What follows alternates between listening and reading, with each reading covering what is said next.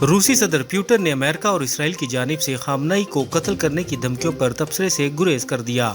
रूस में जारी सालाना senate Petersburg international economic forum में बात करते हुए रूसी सदर पुतिन ने कहा कि रूस किसी पर कुछ मुसल्लत नहीं कर रहा, मगर हम इस बारे में बात कर रहे हैं कि इस सूरत हाल से कैसे निकला जाए। जमीयत उलमा इस्लाम के सरबराह मौलाना फजलुर रहमान का कहना है कि पाकिस्तान को खुलकर ईरान के साथ खड़ा हो जाना चाहिए।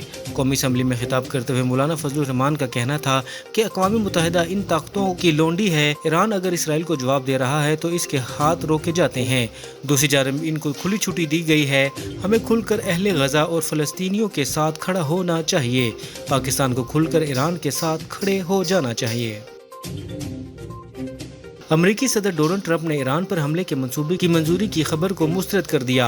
अपने सोशल मीडिया अकाउंट पर जारी बयान में ट्रंप का कहना था कि अमेरिकी अखबार को आइडिया नहीं कि मैं ईरान के बारे में क्या सोच रहा हूँ। ख्याल रहे कि अमेरिकी और बरतानवी अखबारात ने खबर दी थी कि ट्रंप ने ईरान पर हमले की मंजूरी दे दी है। अक़वाम मुत्तहिदा की जोहरी निगरानी की एजेंसी IAEA के डायरेक्टर जनरल ने इंकशाफ किया है कि इन्हें नहीं मालूम अब ईरान का इंतहाई अफजूदा यूरेनियम कहाँ है। ये बात उन्होंने ब्लूमबर्ग न्यूज़ को दिए गए एक इंटरव्यू में कही। उन्होंने इंकशाफ किया कि ईरान के पास मौजूद इंतहाई अफजूदा यूरेनियम के मौजूदा मकाम की तस्दीक मुमकिन नहीं रही, क्योंकि इसराइली हमले मुआयना कारों की रसाई में रुकावट बन रहे हैं और इसराइली फौज ने गजा में इमदाद के लिए जमा होने वाले फ़लस्तीनियों पर फायरिंग कर दी।